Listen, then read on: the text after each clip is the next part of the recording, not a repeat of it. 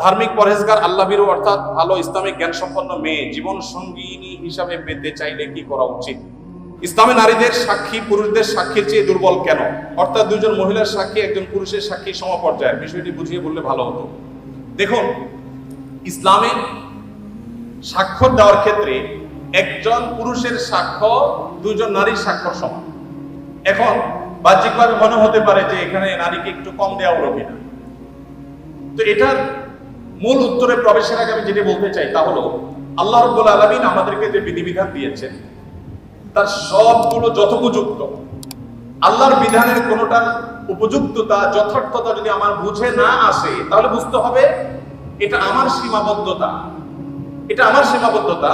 আমি সৃষ্টি হয়ে স্রষ্টার সকল আদেশ নিষেধের তাত্ত্বিক তাৎপর্য এবং তার যৌক্তিক দিক এটা আমার উদ্ধার করতে পারাটা আবশ্যক নয়, বরং যুক্তির দামই হলো আমি সৃষ্টি হয়ে স্রষ্টার সব আদেশ নিষেধের যথার্থতা আমার বুঝে আসবে না, এ না আসাটাই বরং স্বাভাবিক। একজন সামান্য গাড়ি চালক, সামান্য একজন প্রহরী, একজন ছোট চাকরি করা মানুষ, তিনি প্রতিষ্ঠান মালিকের অনেক সিদ্ধান্তের যৌক্তিকতা বুঝতে পারেন না, না পারাটাই স্বাভাবিক। কারণ যে তিনি যদি সবকিছুর যৌক্তিকতা ধরে ফেলতেন তাহলে তিনি তার পর্যায়ে পৌঁছে যেতেন। আল্লামা ইকবাল বলেছেন, জু সমঝ মে আ গই ও ফির খুদা কিউ কর হুয়া। যাকে আপনার বিবেক বুদ্ধি দিয়ে সবকিছু রপ্ত করতে ফেলেছেন তিনি আবার আল্লাহ হয় কিভাবে? আল্লাহ তো সে মহান সত্তা যে আপনার বিবেক দিয়ে বুদ্ধি দিয়ে তার সবকিছুকে আপনি রপ্ত করতে পারবেন না। এখানেই তো তার বিশালত্ব, এখানে তো তার মহত্ব। ছোট একটা উপমা দেই। এখন বিদ্যুৎ আছে আমরা জানি, আমাদের ঢাকা শহরে যে তারগুলা ঝুলে আছে এক এক এলাকায়, আপনার যে রাস্তাঘাটে পিলারের রাস্তার ধারে পিলারে যে সমস্ত তারগুলো ঝুলে আছে, বিরাট জঞ্জাল, দেখতে খুব দৃষ্টিকটু লাগে। আমাদের অনেক কিছু হয়েছে কিন্তু তারগুলো দেখতে খারাপ দেখা যায়। এখন ধরা যাক আজ থেকে 100 বছর আগের একজন মানুষ পৃথিবীতে এখন ফিরে আসছে। যুক্তির খাতিরে শুধু আমরা ধরে নিই যে একজন মানুষ 100 বছর আগের ছিলেন, তিনি ফিরে এসেছেন। তিনি এই বৈদ্যুতিক যে টেকনোলজি এ সম্পর্কে কোনো ধারণা তার নাই। এই ভদ্রলোক এসে সুন্দর করে একটা চাকু নিয়ে বা ধারালো কিছু নিয়ে তিনি এই তারগুলো একেবারে পরিপূর্ণভাবে সাফ করে দিয়েছেন কেটে। কারণ এগুলো দেখতে খারাপ দেখা যাচ্ছিল, শহরের সৌন্দর্য নষ্ট করছিল, তিনি পরিষ্কার করে দিয়েছেন। তার এই পরিষ্কার করার কারণে তাকে গ্রেফতার করে থানা জেলে নেওয়া হলো। এরপরে তার নামে মামলা হলো, তার নামে মৃত্যুদণ্ডের রায় আসলো এবং তাকে মৃত্যুদণ্ড দিতে নেওয়া হলো। এই লোক যদি বলে যে আমাকে মৃত্যুদণ্ড দেওয়ার কি যৌক্তিকতা থাকতে পারে বলো? আমি সামান্য একটু তার কাটছি, ভালোর জন্য কাটছি, যদি খারাপও করে থাকি তো একটা জঞ্জালিত, আমাকে মৃত্যুদণ্ড কেন দিতে হবে? যদি বলা হয় যে তোমার এই তার কাটার কারণে বহু হসপিটালে লাইফ সাপোর্টে থাকা রোগী মারা গেছে, তোমার এই তার কাটার কারণে বহু ক্ষয়ক্ষতি হয়েছে, এই জন্য তোমাকে শাস্তি দিতে হবে, এই যুক্তি দিয়ে তাকে বোঝানো যাবে? বলে 100 বছর আগের মানুষ পৃথিবীতে আজকে আসছে, সে বিদ্যুৎ সম্পর্কে কোনো ধারণা নেই, দেখেও নেই কিছু। এই লোককে যতই যুক্তি দিয়ে বোঝানো হোক যে তোমার সামান্য এই তার কাটার কারণে অনেক ক্ষতি হয়ে গেছে, এটা কি সে বুঝবে? বুঝবে না। আমরা যে এক জায়গায় সুইচ দিলে আরেক জায়গায় ফ্যান ঘোরা শুরু হয়, এখন তো আপনার কমান্ডে অর্ডার করা যায়।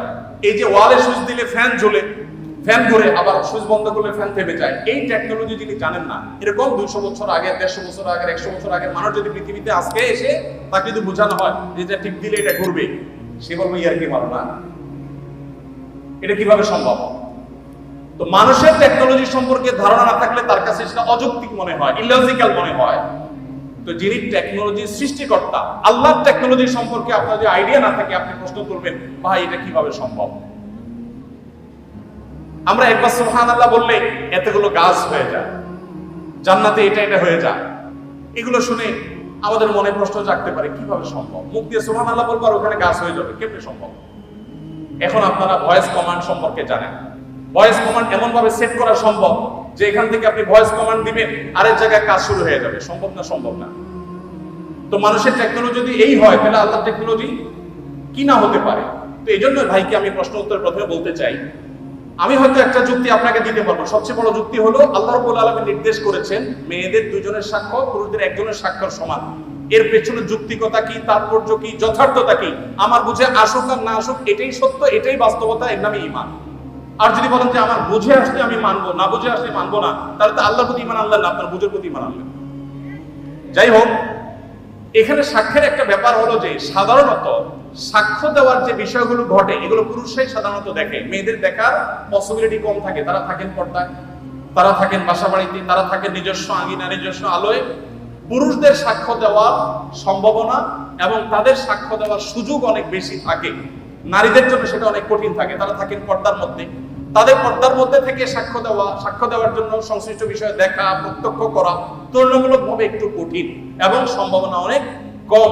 হয়তো সেই কারণেই দুইজন নারীর সাক্ষ্যকে একজন পুরুষের সাক্ষ্য সমান ধরা হয়েছে, ধর্তব্য করা হয়েছে। এর বাইরে বহু যৌক্তিকতা বিভিন্ন গবেষকরা বিশ্লেষকরা দিয়েছে। আমি মূল সূত্র সেটাই বললাম যে আল্লাহ তাআলা যেটা বলেছেন এর চেয়ে যৌক্তিক আর কিছু হতে পারে না। ধার্মিক পরহেজগার আল্লাহভীরু অর্থাৎ ভালো ইসলামিক জ্ঞান সম্পন্ন মেয়ে জীবন সঙ্গিনী হিসাবে পেতে চাইলে কি করা উচিত? সমাজের একেবারে হিরঞ্চি যারা হয় এরাও এসে মহিলা মাদ্রাসার প্রিন্সিপালকে বলে, হুজুর একটা ভালো মেয়ে দেখেন আমার জন্য।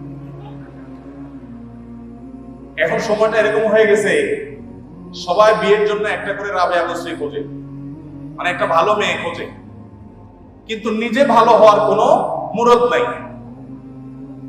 নিজে ভালো হওয়ার যদি কোনো মুরদ না থাকে আপনি ভালো করতে হবে। যিনি প্রশ্ন করেছেন তাকে বলতে চাই যে আপনি যদি ভালো জীবন সঙ্গিনী পেতে চান তাহলে আপনার নিজেকে ভালো মানুষ হতে হবে। আপনি যদি ভালো মানুষ হন, চোখের পানি ফেলেন, আল্লাহর কাছে দোয়া করেন, আল্লাহ ভালো জীবন সঙ্গিনী দিবেন। আমি আমার বুঝ জ্ঞান হয়েছে থেকে যেদিন থেকে এই আয়াতের সন্ধান পেয়েছি, সূরা ফুরকান আয়াত নম্বর 74, রব্বানা হাব লানা মিন আজওয়াজিনা ওয়া যুররিয়াতিনা কুররাতা আয়ুন ওয়াজআলনা লিল মুত্তাকিনা ইমামা। আল্লাহ আমার স্ত্রী সন্তান এবং মেয়েরা নিয়ত করবে আমার স্বামী সন্তান যাদের বরাদ্দ রেখেছেন আমার ভাগ্যে আপনি।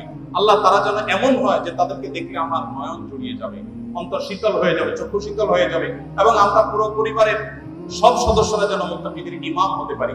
এই দোয়াটা এখন থেকে পড়া শুরু করে দেন। নিজে ভালো হন, ভালো মানুষদের সার্কেলে উঠা বসা করেন, চেইনে ভালো মেয়ের সন্তান অটোমেটিক পেয়ে যাবেন। নিজে 2 নম্বরে সব করবেন, অবৈধ কাজ সব করবেন, হারাম কাজ সব করবেন, আর চাইবেন যে আমার জীবন সঙ্গী এটা কত পবিত্র হোক।